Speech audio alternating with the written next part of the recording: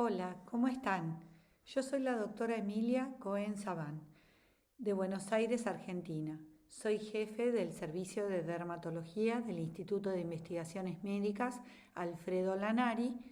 También soy docente de la Universidad de Buenos Aires y soy directora adjunta de Asuntos Científicos del Colegio Ibero-Latinoamericano de Dermatología, CILAD. Hoy les voy a hablar de capilaroscopía. La capilaroscopía del pliegue unguial es una técnica simple, no invasiva, de bajo costo y segura que se utiliza para la detección de las anormalidades microvasculares.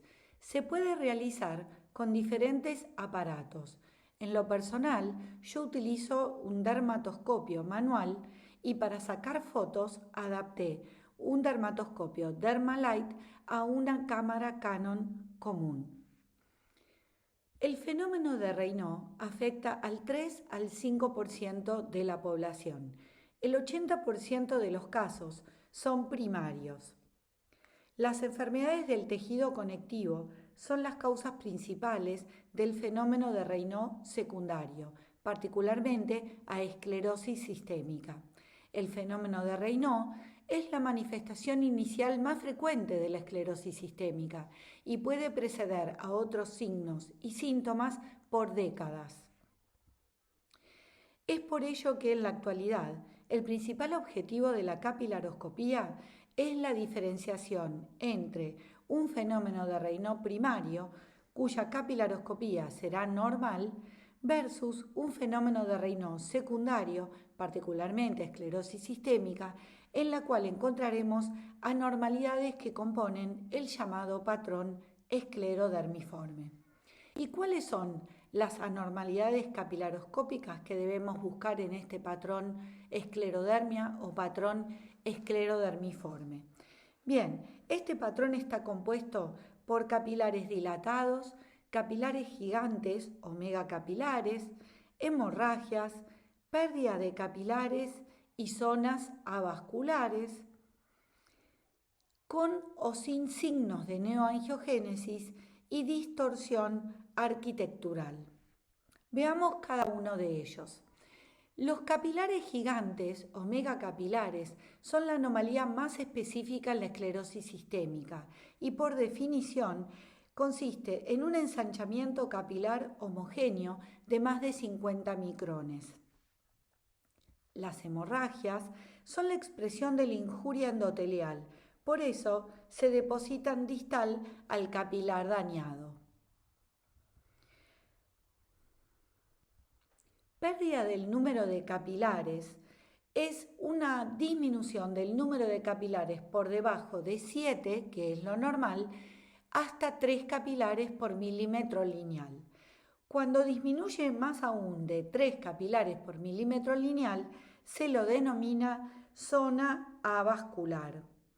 Las zonas avasculares se correlacionan con duración de la enfermedad, mayor agresividad, desarrollo de úlceras digitales, compromiso de órganos internos y por lo tanto, debido a todas estas razones, es indicación de un tratamiento agresivo lo más tempranamente posible.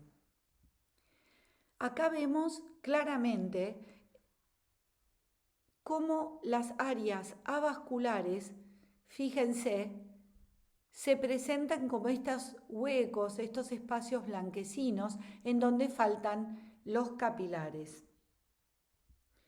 La neoangiogénesis refleja el intento de reparar la pérdida de capilares. Por eso buscamos estos vasos ramificados, parecidos a arbustos, en los márgenes de las áreas avasculares. Son vasos más finos, más ramificados y tienen diferentes formas. Acá observamos áreas avasculares y si miramos en los márgenes de las áreas avasculares, vamos a ver estos vasos con forma de arbusto, ramificaciones, y esto indica ese intento de neoangiogénesis para reparar la pérdida de capilares. Finalmente, el desorden arquitectural en general se acompaña de un escenario caótico, más fibrótico. Fíjense qué falta acá de capilares tan extensa, con pérdida de la alineación normal de los capilares. Si ustedes miran, algunos van para allá, otros van para acá, y así pierden esa polaridad, adoptan formas y dimensiones completamente atípicas. Además de buscar y analizar los componentes del patrón esclerodermiforme, se ha dividido a este patrón en 3 etapas progresivas: temprano, activo y tardío, según las características capilaroscópicas que predominen, las cuales se correlacionan directamente con actividad de la enfermedad. En el estadio temprano vamos a observar pocos capilares dilatados con o sin megacapilares y pocas hemorragias, como estamos viendo aquí, algunos capilares dilatados y una hemorragia. Esto sería un estadio temprano. Fíjense que acá no se pierde la arquitectura normal ni hay pérdida de capilares. En el estadio activo, tanto los capilares dilatados como los megacapilares, si estuviesen, y las microhemorragias aumentan en número considerablemente. Y acá ya comienza a haber pérdida de capilares y también se va perdiendo ese orden arquitectural donde ustedes van a ver algunos vasos que se orientan hacia un lado, otros que se orientan hacia el contrario, etc. Finalmente, en el estadio tardío, si ustedes observan, protagoniza más un cuadro fibrótico, más cicatrizal, más blanquecino. Las áreas avasculares son mucho más extensas, con o sin signos de angiogénesis. Acá sí estamos viendo, fíjense, en los márgenes de las áreas avasculares, estos vasos ramificados con estas formas y dimensiones atípicas, en un intento de compensar esta pérdida de capilares. Ahora bien, además de buscar los componentes del patrón esclerodermiforme, de identificar los estadios de este patrón y definir en qué momento estamos de la enfermedad de un paciente dado, la capilaroscopía nos permite, a su vez, captar pacientes con fenómeno de Raynaud primario que desarrollarán un fenómeno de Raynaud secundario a esclerosis sistémica, detectados antes de que la enfermedad se manifieste clínicamente.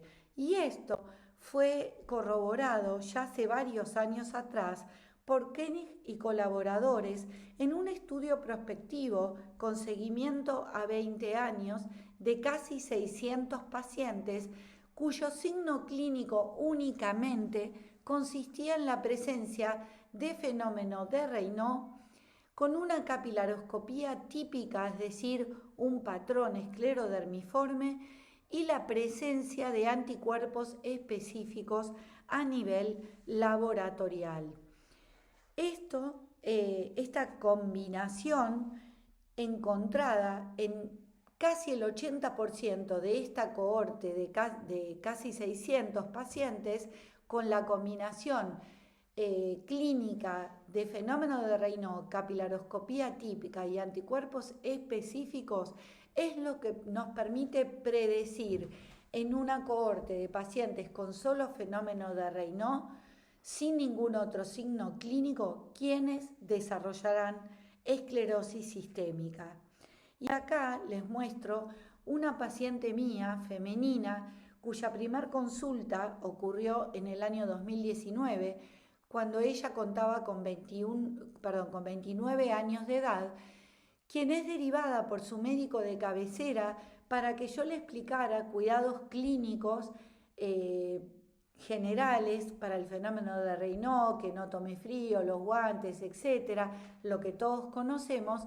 Pero fíjense que cuando le realizo la capilaroscopía me encuentro con un patrón esclerodermiforme.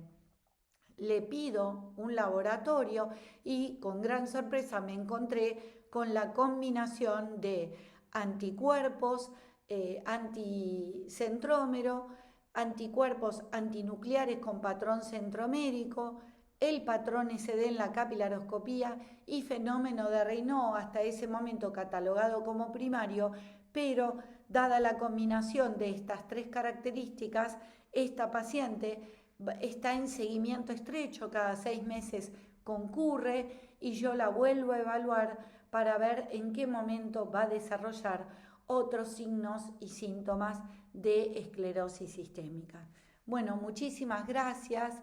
Esto es lo que se denomina esclerodermia preclínica, que es muy importante tenerlo en cuenta porque nos permite predecir pacientes con esta enfermedad antes de ser desarrollada clínicamente. Una evaluación capilaroscópica que nos orienta muy claramente y creo que este es el valor de la capilaroscopía. Bueno, muchas gracias.